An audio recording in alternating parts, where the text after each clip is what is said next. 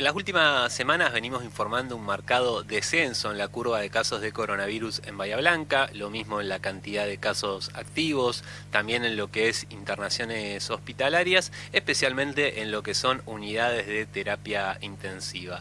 Para ahondar un poco en la situación epidemiológica y hospitalaria de nuestra ciudad, volvemos a conversar con el doctor Pablo Casella de la clínica Raúl Matera, que siempre tiene la gentileza de conversar con nosotros y ayudarnos a entender en qué momento de la pandemia estamos y cuál es el horizonte a futuro. Pablo, buenas tardes, ¿cómo estás? Juan Ibarino te saluda. Hola, buenas tardes, Juan, y un gusto como siempre. El gusto es mío.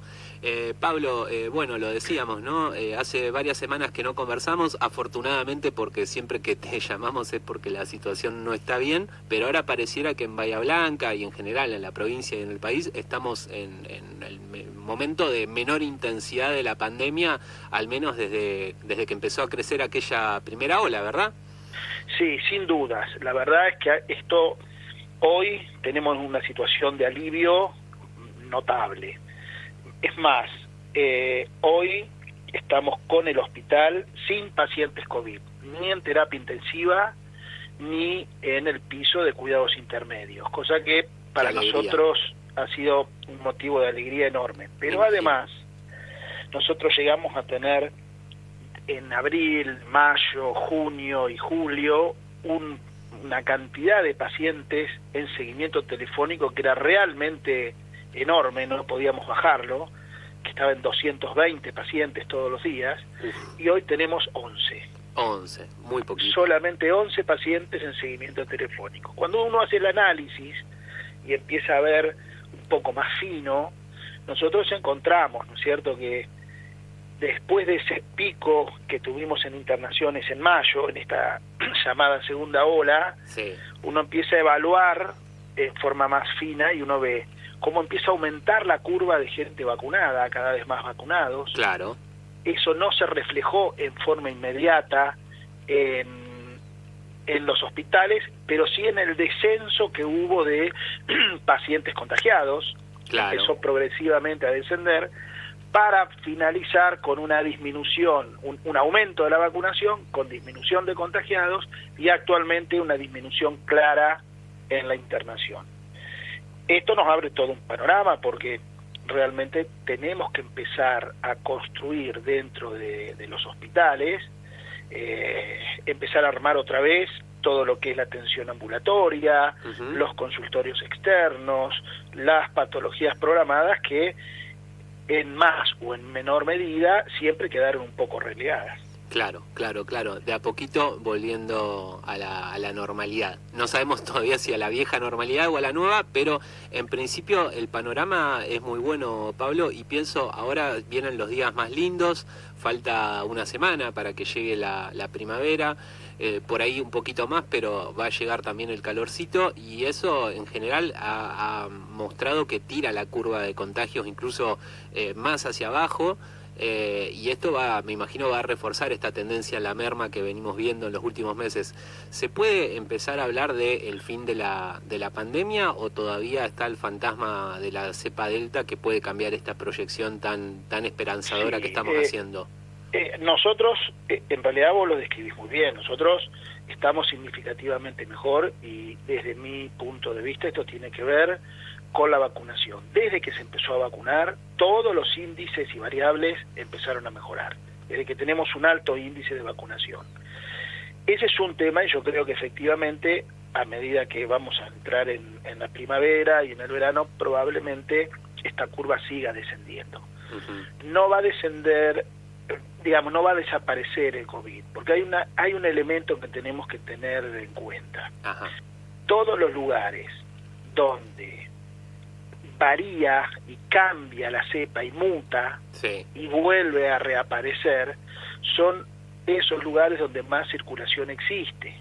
Y uno no tiene que olvidarse que en el mundo hay un montón de países que todavía no tienen vacunación. Claro. Y los niveles de vacunación son muy bajos. Entonces, claro, sí. Es un tema local, pero también es un tema mundial. Es decir, necesitamos que todo el mundo reciba la vacuna para transformar las formas graves del COVID en algo que sea mucho más manejable. Ese es un paso que tenemos que dar. Bien, bien. Esto es algo que vale tanto para la cepa Delta como en general, a futuro, ¿no? A ver, permitime expresarme y vos decime si estoy en lo correcto. Imaginemos que quedara algún país pobre del tercer mundo que fuera el único sin vacunar, ¿no? Y en el resto del mundo están todos inmunizados. Bueno, en este país puede haber alta circulación, generarse una nueva cepa y que esa cepa ponga en jaque al resto del mundo, a pesar de que tenga un gran porcentaje de su población que haya terminado el esquema de vacunación, ¿verdad? Claro, son cosas posibles. ¿Cuándo muta la cepa? Cuando todas las personas se contagiaron y el virus tiene que seguir viviendo, entonces se reinventa para poder volver a infectar a quien está infectado. Vos habrás visto que, por ejemplo, año a año, las vacunas de la gripe son diferentes. Claro. Porque uno va encontrando esas variaciones y van modificando la vacuna para que siga siendo efectiva. Con el coronavirus tenemos que lograr que pase algo similar, es decir, no va a desaparecer, pero sí tener el control. Por eso es tan importante que todos masivamente tengamos inmunidad, todos, en todos los países, porque después el control es más sencillo. Cuando uno deja circular sin ningún tipo de control, sin ningún tipo de vacuna, no puede saber qué va a pasar con la cepa. Ninguna nueva variante va a ser más o menos efectiva, eso se ve en el momento. Claro. Uno sabe que la cepa Delta ha sido mucho más contagiosa, pero antes de llegar a la Delta hubo un montón de variantes que pasaron más desapercibidas. Claro, exactamente. Es impredecible saber la mutación, qué es lo que va a generar. Claro, porque en realidad las mutaciones se generan todo el tiempo, pero tiene que pasar que tenga justamente alguna variante de interés como para que nosotros hablemos de efectivamente una nueva variante.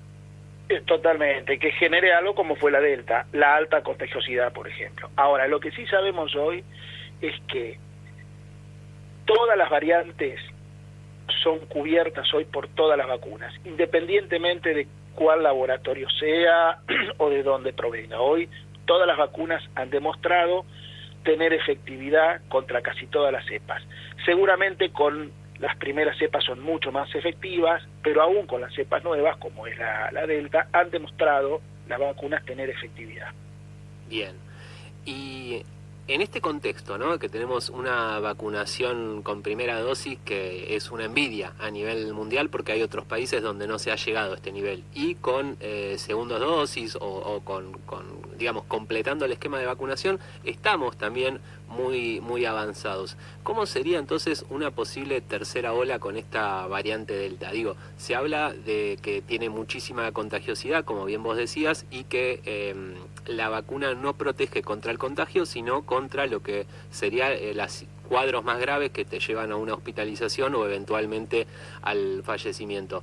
Entonces, ¿cómo sería esta tercera ola? ¿Tendríamos justamente un gran número de contagios, pero no se traducirían en tantas internaciones y muertes?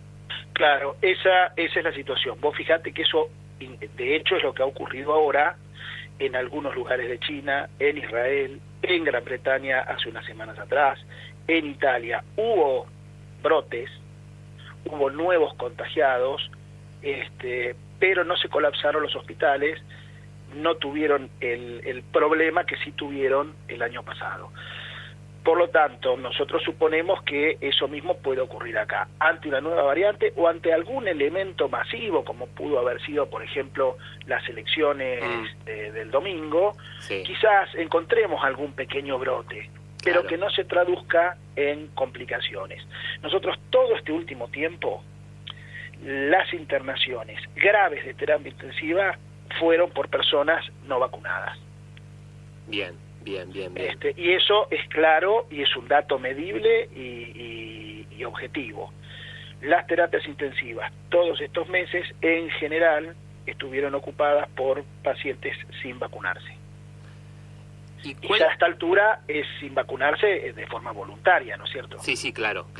Sí, a esta altura quien no se vacunó por lo menos con primera dosis, es porque no quiso, sacando, ¿no?, el caso de los adolescentes que se está vacunando, pero de todos modos va muy avanzada la vacunación, en el caso de quienes tengan comorbilidades menores de edad, está muy avanzada. Pero mi pregunta, Pablo, es, digamos, esta tercera ola con alta contagiosidad y con baja hospitalización y muertes, ¿cuál sería digamos, el problema que nos generaría? No sería, digamos, ya podríamos hablar del fin de la pandemia como la entendíamos. O sea, sería una situación en la que nos tendríamos que aislar, tendríamos que guardar 7, 14 días de aislamiento, porque por más que no tengamos síntomas, la idea es que no se esparza más, pero de alguna manera podríamos ya cerrar o dar vuelta a una página, me parece. No, seguro, yo creo que vamos en ese camino. Es más, va a llegar un punto que es lo que uno desea, ¿no es cierto?, que esto se asemeje a lo que fue la gripe A en su momento. En su momento fue muy compleja, pero después ya uno no se aislaba cuando tenía los episodios de gripe A y se pudo controlar. Yo creo que por primera vez estamos teniendo nosotros el control de la situación. ¿Qué quiere decir eso? Hoy sabemos que si nos vacunamos, el COVID no desaparece, pero sí desaparecen los cuadros graves, es decir, empezamos a tener un control sobre una situación que no nos dejaba controlarla durante todo el año pasado y el principio de este. Yo creo que va a pasar lo que decís, Juanín, yo creo que vamos a tener contagiados, no va a haber colapso de hospitales y sobre todo no va a haber complicaciones serias para las personas. Bien, y yo he escuchado una frase que se ha utilizado para quitarle importancia a la pandemia, especialmente en los primeros meses. Se decía, bueno, no, mirá, cada año mueren miles de personas de gripe, acá los que se van a morir de COVID son menos. Bueno, los números desmintieron eso, pero en este futuro, ¿no?, del COVID-19, puede ser que terminemos en eso, que cada año tengamos miles de muertos de COVID, pero que sean esas estadísticas como de la gripe, que también muere mucha gente, pero que no sea un problema global. No, sin duda, claro, yo creo que vamos camino a esa situación. Yo creo que justamente a eso me refiero cuando te decía que vamos a poder tener cierto control sobre la situación. Yo creo que si todo sigue así y la gente se sigue vacunando, esta infección va a ser parecida a lo que lo genera la gripe. El punto, sí, y la diferencia con lo que vos estabas comentando recién, ajá, en cuanto a los muertos, que la gente de algún sector decía, sí, bueno, sí, pero por gripe se muere tanta gente, el gran problema con el COVID, que hubo una cantidad enorme de gente que colapsó los hospitales y generó otros problemas anexos, la interrupción de cirugía, la interrupción de estudios de alta complejidad, la interrupción de todo lo que era la atención ambulatoria de las diferentes patologías. Es decir, el COVID no solo genera problemas por sí solo, sino que además genera todo un problema secundario derivado de él.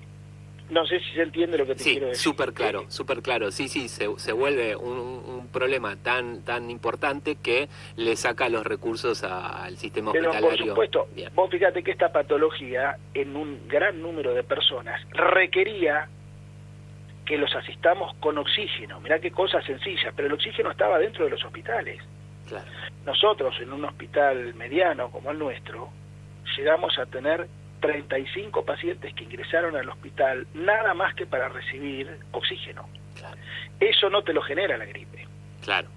Ese colapso, y eso terminó en que no tengamos cama para internar a otras dolencias, eso generó que todos los médicos nuestros estén abocados a la atención del COVID y no a los consultorios externos. Es decir, todo esto fue generando un problema anexo y no es solo el número de pacientes que han fallecido para compararlos con lo que fue la gripe.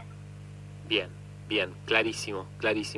Bueno, tenemos un panorama muy bueno por delante, Pablo. Por primera vez en mucho tiempo me llena de alegría y me parece que llega en un momento muy difícil del país donde bueno, ya el domingo lo vimos en las urnas, donde hay un gran malestar por lo que es la situación económica, y ojalá que podamos empezar, digo, ¿no? Los argentinos, el gobierno, empezar a trabajar en lo que falta, porque en la pandemia se han hecho grandes esfuerzos. Yo recuerdo las proyecciones que se hacían al inicio de la pandemia, de un conurbano totalmente estallado, con revueltas, con saqueos, y nada de eso pasó. Hay que valorar en los grandes esfuerzos que se han hecho en materia sanitaria y también trabajar en lo que falta. No, sin duda yo comparto plenamente eso. No solo no se dieron todas esas proyecciones que hubo en su momento, sino que además no tuvimos en ningún momento el colapso que sí tuvieron países del primer mundo. Es cierto, sí. Y todo eso se debió a que se tomó la decisión política de que eso no ocurriera. Yo creo que, bueno, eso también ha dejado otras secuelas que hay que atender, pero creo que el manejo de la pandemia ha sido bueno. Sí, así es. Pablo, muchísimas gracias por esta comunicación, como siempre. No, gracias a vos por acordarte de nuestro hospital. No, por favor, un gusto. Un fuerte abrazo. Un gusto y que tengas una buena tarde. Hasta luego.